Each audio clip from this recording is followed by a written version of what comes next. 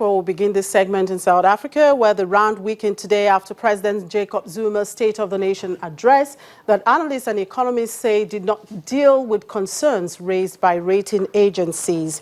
In early trade, the rand had slipped 0.7% to 15.91 per dollar, pushed lower by the president's failure to address investor worries over fiscal policy, as well as weak mining and manufacturing data. Bonds also weakened, with a benchmark paper due in 2026 adding 7 basis points to 9.24%. Analysts say ratings agencies were keen to hear the president announce a clear plan detailing how South Africa would improve economic growth, predicted at only 0.9% in 2016 by the central bank.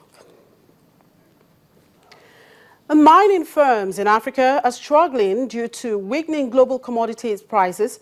The price of platinum has fallen about 30% year-on-year, forcing miners to sell assets and cut production and jobs. Now, this week, South Africa hosted the annual conference on mining investment in Africa, known as the Mining Indaba. The gathering of industry executives and investors from around the world was held in Cape Town on the backdrop of an economy built on resources like gold, diamonds and platinum, but currently in the doldrum. To look at mining business in Africa, I'm being joined by the lead consultant, 3T Impex Consulting Limited, Mr. Bamidele Ayemibo. Thank you for joining me. How are you? I'm very well, thank you. And you? Yeah, fine. Now, could you give us a general overview of what mining business is like in Africa? The potential for mining business in Africa is very huge. Unfortunately, I think 2011, Africa contributed just about 6.5, and over a landmass area of about 20% in the world. I mean, that's really very, very low compared to what other people are doing around the world. But there are quite a number of challenges that are causing this, and that's what we'll be discussing and some of the subsequent questions we'll be asking. Right, talking about these challenges, could you enumerate them? Okay, I've divided into about 7 of them. We have challenges with the men, we have challenges with the machineries, we have challenges with the means of doing the business, we have challenges with mortality, we have challenges with money, and then challenges with the market.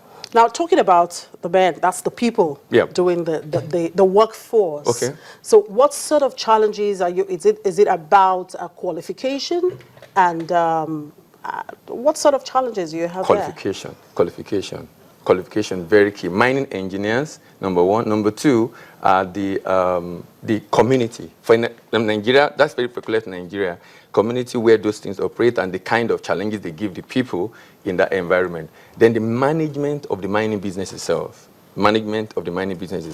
So we need enough skilled people to be able to handle this business very well. You know, I mean, a number of countries in Africa are mono economy. So we've developed resources and skill in a particular area at the neglect of others. No, with the change now, I mean, I heard the minister in South Africa yesterday said they have about $1 billion, and that should come in next year. So with those kind of focus and funding coming to that sector, skill are being built, I'm sure we'll be going to see some changes very soon. Right. Now, we've seen the prices of commodities fall, forcing some of the mining companies to actually lay off their staff and sell off their assets.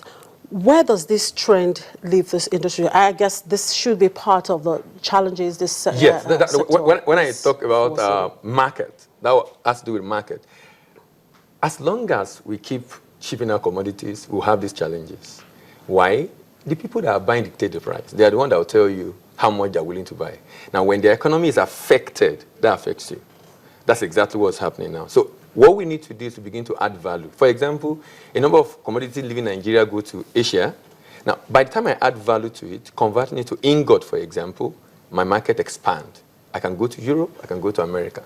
So what Africa needs to begin to do is to add value to this product. Now, the issue of safety is another key challenge. Last week, we heard about, that was at least 87 people, that actually, underground, because I think I would attribute that to the fact that, number 1, as a people, I'm sorry to say, we don't really place a lot of premium on lives. I'm talking about Africa now, and now not just on life, even individual on themselves. That's the one. So if we are going to salvage that, apart from the fact that there must be safety code, but the safety code have to be seriously enforced. If that can be enforced, I'm sure we can significantly reduce those issues, because those things keep occurring and occurring, and it seems to be the same challenges. Do you understand what I'm saying? So that can actually be addressed if only we adhere to the Is it that code. the African, and we're really not safety conscious in Africa? That's what I'm saying, that as a people, towards other people and towards ourselves, safety consciousness. So I know that, okay, I'm going to this mine. What are the things I need to wear? How is it supposed to even be built? Because infrastructure also contributes significantly, because there's some mines, if you've been to some mine, you see the way they are built in such a way that you're going deep down, but it's done in such a way that it's strong enough to be able to bear the weight, because the more you go down, you know, the sand are still very much on top. That can be compressed on it. So the way it's built, that's talking about the skill of the mining engineer now, the way it's built so that people can easily access and come out safely. But more importantly also, if people be safety conscious and will say, okay, look, this thing has likelihood of collapsing, then I still want to go there and get something now just because I want to earn my daily living. All right. Now let's look at Nigeria. Many have seen Nigeria as oil and gas destination. Yeah, but we know that Nigeria happens to be one of the largest deposits of limestone and bitumen. And of course, we have some precious metals and gemstones here in Nigeria. We are talking about diversifying the economy. Now we have seen that oil is no more. No, we're forced and compelled to diversify. All along it's been so you just talked about what the Nigeria's Minister of Mineral Resources said in South Africa about investing or in the sector. Putting in money into the sector.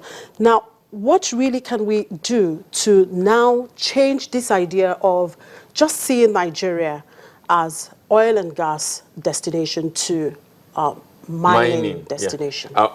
The funding coming in addresses the issue of money that I talked about. I mean, addressing the challenges. The federal government have identified about 7 minerals: coal, bitumen, limestone, iron ore, barite, gold, lead, and zinc. Now, let me look at that iron ore and coal. Even though we have large deposits, but we can't export them. Because if there is no market, then it becomes difficult for investment to come in.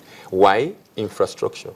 So one of the things that need to really be worked on is, if we're going to really do the business of selling minerals very well in Nigeria, there must be rail to be able to convey them from the point of production to the point of export, either for local consumption, wherever it's going to. So iron ore and coal, as of today, I can say emphatically are not viable for export in Nigeria, because a good chunk of the cost are as a result of hauling by road.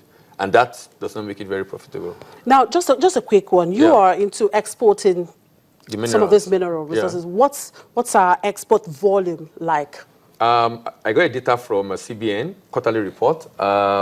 Last year, on minerals, Q1, 33.7, that's inflow on export now. 33.7, Q1, Q2, that's in millions of dollars. 295 million, and Q3, 188. So we are still less than $300 million. And as it is now, even that sector, very low compared to the potential. And it's good, because, I mean, the fact that we have so much and we're not doing so much now, if the fund comes in and then a lot of people are getting interest, I see a lot of boom in the sector very soon. Yeah, so like, I mean, there's kind of potential for investors to actually go in. Well, thank you very much, Mr. Bamidele Ayemibomi. Thank you very much for your time. Thank you.